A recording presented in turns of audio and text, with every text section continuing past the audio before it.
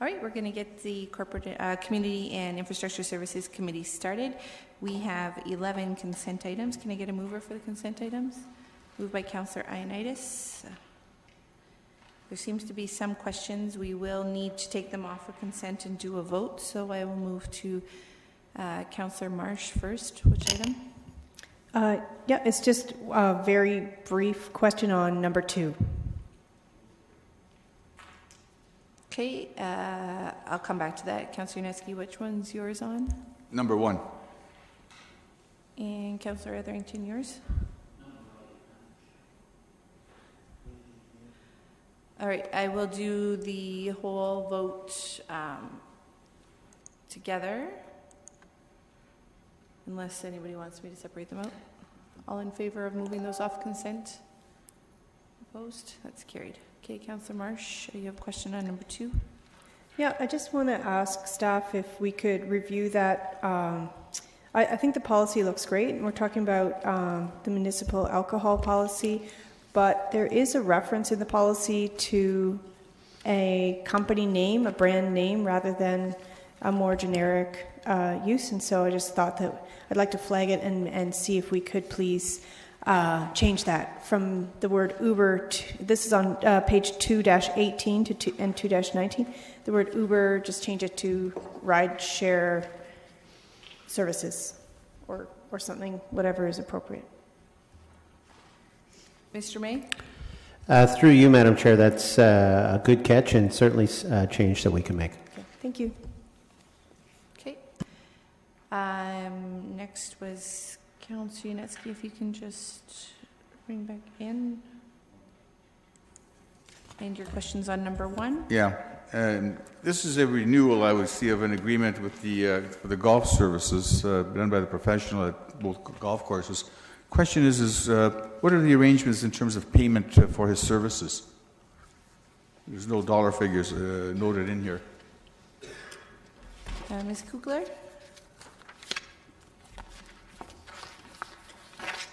Through you, Chair. So currently the pro is paid for the salaries in the pro shop, and the annual amount is $139,185. $139,000. $139,185. Okay, that's for all the people that would be working there? Correct. Services? Okay, thank you very much. Okay, and Councillor Etherington, your question is on number 8. You just want to press cue back in, please. That's okay. Thank you. Just a quick question to staff, Madam Chair. I was a bit puzzled by this one. My first question would be, since when did buses run on Joseph Street? And why would buses, if they are on Joseph, want to turn left on Water Street South?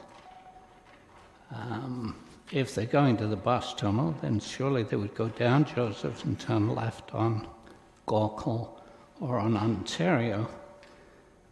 And so those are my questions. Why Water Street? And I'm wondering if this is just a temporary arrangement for LRT diversions. Mr. Carmichael? Yes, thank you through you, Madam Chair, to the committee. I do not have all the details from GRT specific to that request for the whether it's a permanent route change or whether it's just a temporary one through construction. The impression I've gotten it is permanent, but I can't say that with 100% confidence. I wonder if we could find out, because it's total news to me that we have buses on either of those 2 streets. I'd be happy to find that out and provide that information to Council in advance of next week's Council meeting. Thanks a lot, Mr. Carmichael. Okay, if that's all the questions that you have. The consent items have been moved. All in favor? Opposed? That's carried. We will move on to number 12. And noted that the delegation for that one has withdrawn as their concerns have been addressed, but this is to do with Shanley Street. There's no presentation, so we can move right into any questions.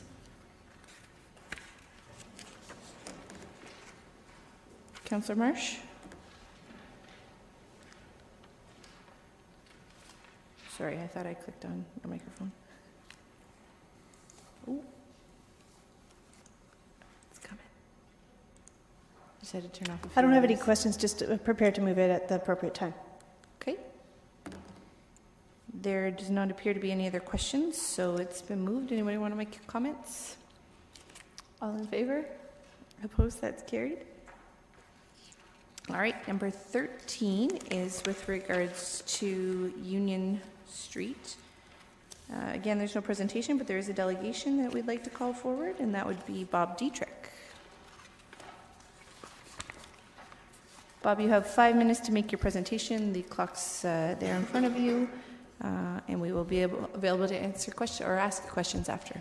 So welcome. Thank you very much.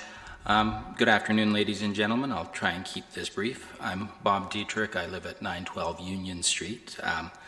Wanting to speak on the 2 proposals that are currently on the table for the road diet parking restrictions. As you probably know, there was 120 residences were surveyed.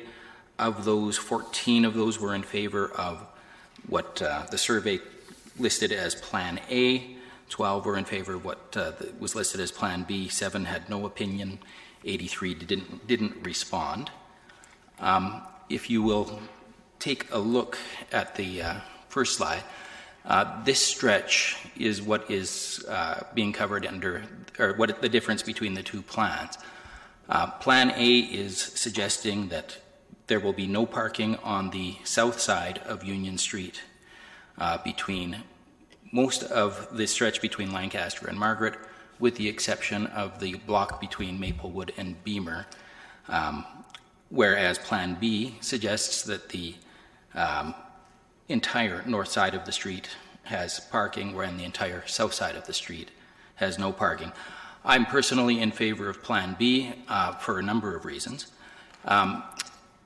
Firstly, if you do change the parking lanes from the north side to the south side for just 1 block, you create distractions for drivers at both of those transition points. And if you look to the bottom of that image, you'll see that Pruder School is right in the middle of that block and 1 block up. But that's where a lot of those 2 transition points are where a lot of the children cross every morning and every afternoon on their way to and from school. So I would prefer to not have that added distraction of having the lane suddenly change. Also, if you look on to the next slide, you'll see a view of what is my house. Most of the houses along this stretch have these very large retaining walls on either side of the driveway. This means that when we back out of our driveways, you can't see the sidewalk or the street until the car is blocking the sidewalk. If there is traffic coming, you have to continue to block the sidewalk until it's safe to proceed, so you're causing a distraction, or you're blocking all of the pedestrians that happen to be coming along there. Another view of the street here. So if there is a parking lane on the north side, this means that we can then back further into the street and not block the sidewalk as we're backing out of our driveway, and it gives us a safer view of the street. Pardon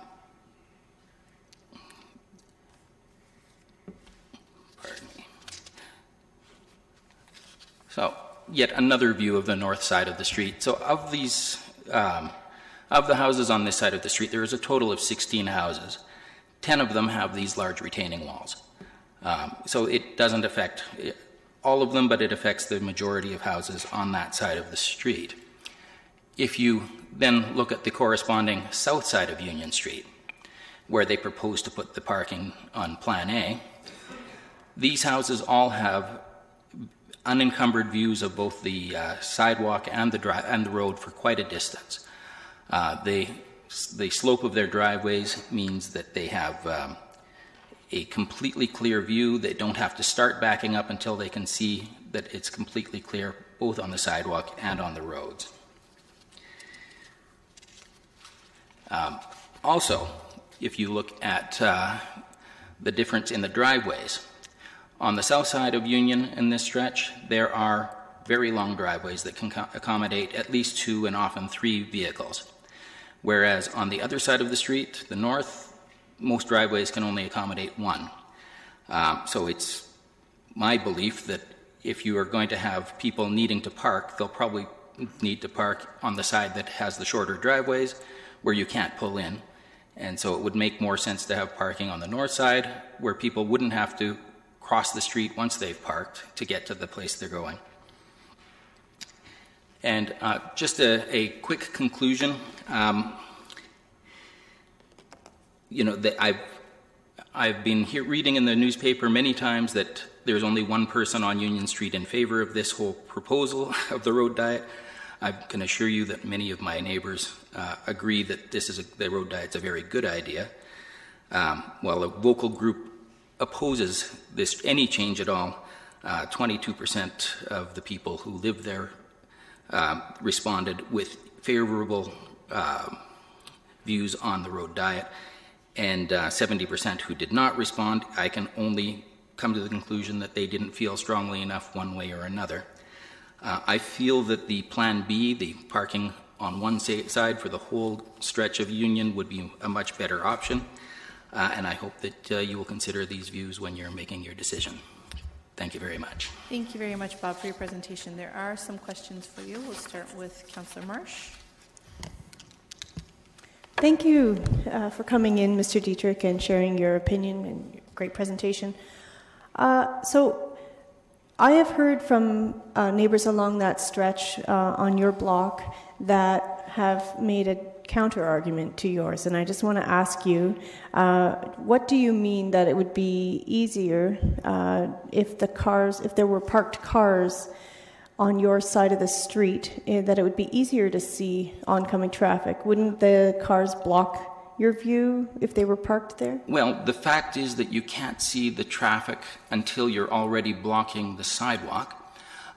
You can't. Now, if you also look at the traffic studies, there's almost never more than 2 or 3 cars parked in that block at any one time. So it's not as though you have a row of cars all the way along that street. You might have 1 or 2. I believe that perhaps if every space were always filled, that might carry some weight. But for the majority of the time that those residents on the north side back onto the street, that parking lane on the north would give them a nice buffer that would keep them from having to either inconvenience the pedestrians or endanger the traffic and the cyclists on the road. Okay. This whole issue has not been an easy one because we have 14 in favor of one side, 12 on the other. You can appreciate, I hope, that it's not a clear-cut decision. No, and as you say, it's pretty evenly split. And while there are some people who, everybody has a certain amount of self-interest, and I will agree that I'm living on the north side. I would prefer to have the parking on the north side. Mm-hmm. I just feel that there are far more logical reasons why it should be there as opposed to the south side. Mm-hmm. All right. Well, thank you so much. And regardless of the decision made today, then it will not be ratified until we have council meeting, as you're aware, right? So, okay, thank you. Thank you very much. Councillor Yanetsky. Yeah, thank you for coming in.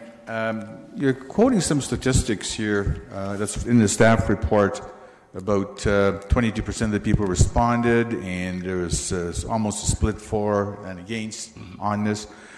Actually, I guess it was a little more. It's 22% responded with a preference. I believe that there were 7 people who responded without stating a preference. So. I understand that. Yeah. But what I'm getting, leading to is that of the 120 people surveyed, that's from one end by the park all the way down to the other end being Lancaster.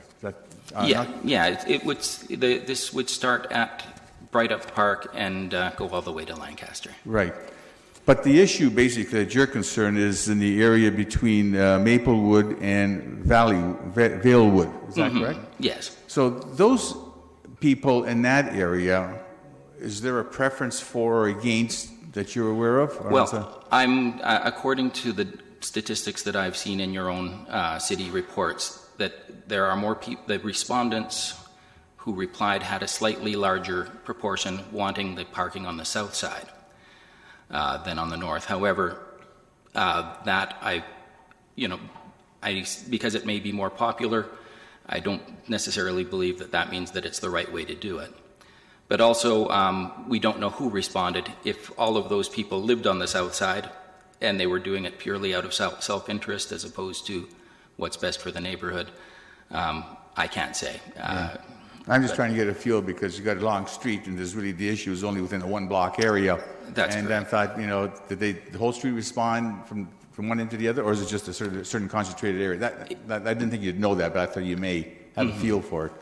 I appreciate where you're coming from on this, and I think your arguments in terms of presentation with the retaining walls on the north side and the hindrance of visibility of backing up onto the street versus the south side. And I have been there, as you probably know, back last year visiting and seeing this scenario, so I can understand the circumstances that you're up against. So I appreciate you coming in. Thank you. Thank you very much. That's all the questions that we have for you. Thank you. We will deal with the issue now, though. Does anybody have any questions of staff? Councillor Yanetsky? Yeah, to Mr. Reedman or Mr. Carmichael, one of the two. Similar question that I asked the delegation about the respondents of the from that whole stretch, whether the majority were from this one block area, which is where a lot of concerns were, or would it be because of the retaining walls and the driveway access, or is just basically the responses were all spread out and not any concentrated in the area? To the committee, we did further analysis, and it is included in page 2 of the report, that of the respondents living between Valewood and Maplewood, we had a total of 18 respond, and 11, or 61% of those 18, were in favor of prohibiting parking on the north side as per the recommendation. Okay, I see what you're getting at. So, was there a further, after all this issue that had taken place last summer or the spring about the new bicycle lanes going in on the street, this has generated now where do we do how the parking? So there was a public consultation there, and residents came out to this meeting? Through you, the chair, no, the last meeting we had dealt with the implementation of the bike lanes and the road diet. The last contact we had specific to this parking issue was a mail-out parking survey through the form of a letter and attached survey to the residents. We did not have a public meeting specific to the parking issue on its own. So you didn't? No, because I'm just looking at the first page where it talks about the resolution of council. It says in the second paragraph that the parking issue be deferred subject to completion of a public consultation. So your public consultation is just sending out a notice as opposed to having a PIC? Through the chair, an actual survey, yes, not a notice. Okay, thank you. Is there any other questions of staff? All right, then let's deal with the report. Does somebody want to make a motion or move the recommendation? Councillor Marsh? This is not my favorite project because I would like to respond to the residents' wants, and it's just not clear one way or the other which way to lean. So I'm going to propose that for the time being that we go with staff's that we. I'm going to put forward the motion that we go with staff's recommendation for now, and that I haven't had a chance to talk one-on-one with Mr. Dietrich or with some of the other residents who I've already been in contact with about this. So in order to be fair to others, I'd like to wait if we are going to reverse the motion at council next time. Would you rather defer it till council and we don't make a decision here and we make it at council? Deferring, yeah, sure, let's defer it. Then you don't have to put forward that motion, just so in a week's time? Okay, yeah, let's defer it. Yeah, Right, thank our you. Council meeting is in a week, right? 2 weeks? 2 weeks. Family Day, right? Can't forget Family Day. All right, so 2 weeks to our next council meeting. So 2 weeks' time, that'll give you an opportunity. So deferral motions on the floor. Councillor Yunetsky, with regards to timing? Just a clarification on this deferral. We're deferring the whole recommendation? Yeah, just the Union Street, the whole recommendation report number 13, yes. And so the reason for it is just we're trying to understand to come back in 2 weeks because what's going to happen in a 2 weeks period? Yeah, Councillor Marsh is going to work with the residents and have a little bit more dialogue and discussion, work with staff, and see what comes forward. It wouldn't be ratified until council anyways. Okay. All right, just trying to understand that. Mr. Okay. Carmichael, did you want to add something? Yes, through you, Madam Chair, if I could, please. Just wanted to comment from a staff perspective, going through this review, our position on the parking on street is that we are okay with parking being prohibited on either side through that block. Basically, our position on this is through the design of the road diet with the bike lanes being put in place that certainly any safety concerns would be addressed with our design of having alternate parking, which is not uncommon on any city street. But our desire would be go with the direction of what the residents feel is best for them, and that's what our recommendation was based on. Okay. It's good to hear, and I think with some of the points that Bob has brought forward, I think it warrants a little bit further discussion, and I think 2 weeks' time will give the ability for staff, Councillor Marsh, and the residents to work on that. So deferral until the next council meeting on this report. All in favor? Opposed? That's carried. Next, we move on to item number 14, which is our artist in residence appointment, and I turn to Emily to introduce our artist in residence. Thank you very much. Through the chair, it's my pleasure to be here today to introduce to you our 2016 City of Kitchener Artist in Residence, Sarah Granskow, who is with me here today. Sarah is a performance artist who integrates song, fiddle, jaw harp, storytelling, and puppetry in a compelling and fluid narrative that's both moving and humorous. Her works are rooted in her Norwegian heritage as well as her Canadian experience. As an educator, she has led extensive performance projects in both the community and in the schools, and works in the multidisciplinary areas of music, composition, and, as I mentioned before, puppetry and storytelling. She's also developed and delivered felting workshops for people of all ages.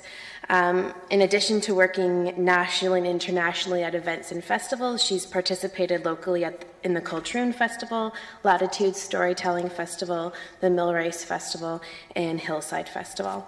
I'm very excited that she can be here with us today. She's going to say a few words about her project for 2016. Great, thank you, Emily, and welcome, Sarah. Good afternoon. So first of all, the existence and the nature of this artist in residency speaks volumes about the cultural strengths of our city of Kitchener. It is a tremendous opportunity and honor, of course, to receive this appointment. It's an opportunity for growth as an artist, as an educator, and as a community member. And I intend to fulfill this appointment with vigor, dedication, and curiosity, having already learned so much about our own Rumpelfeld company. Together with the Arts and Culture Unit, we have planned an abundance of activities in public facilities, at festivals, and in natural areas throughout the city of Kitchener. Those activities will include interactive and hands-on demonstrations, workshops, performances, and an opportunity for community members to contribute to works that will be on exhibition. So I'm very excited about this opportunity and extremely grateful. Thank you very much for your presentation. We'll just see there's at least one question for you. Councillor Etherington, question? Actually, Madam Chair, I think my question would be more appropriate for Emily Robson. Okay, go ahead. Emily, the honorarium, the $10,000, when was that last increased? And secondly, is there any plan to increase that amount? Through the chair, we've actually, the full amount of the residency hasn't increased in quite some time. We have moved some of the funds around, so there used to be some money set aside for a commission. We've moved that around to make the remuneration $10,000, keeping it within $12,500 envelope. But for 2017, we are looking at expanding the program to include more resources, and we're actually working with the Public Art Working Group to determine how best to dedicate those resources, whether it should be for remuneration, promotion, or marketing. And we've committed to working with our Public Art Working Group from now until the call goes out in August to determine how best to issue those. Thank you very much. Thank you. Thank you. That is all the questions we have. Okay, it's moved by Councillor Ioannidis. I just quickly want to say, from what I've read and what you have planned, it's going to be a really exciting year, and I really look forward to all the work that happens in our community. So thank you for coming out today. I really appreciate it. Okay, with that, Councillor Ioannidis has moved the recommendation. All in favor? Opposed? That's carried. Thanks so much.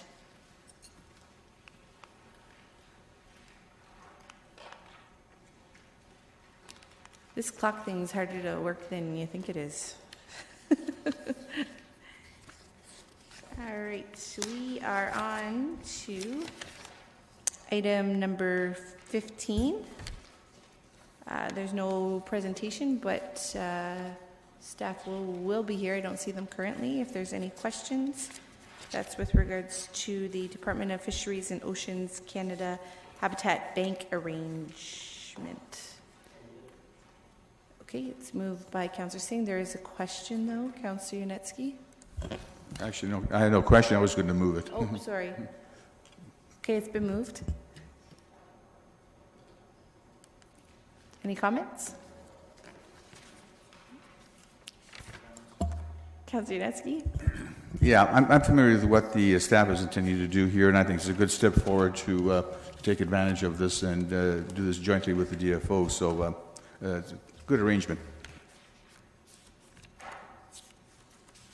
Thank you.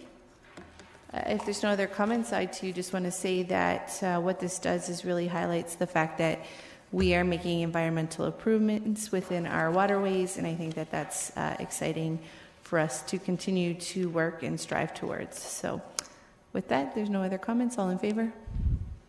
Opposed? That's carried. And that's all there is for Community and Infrastructure Services.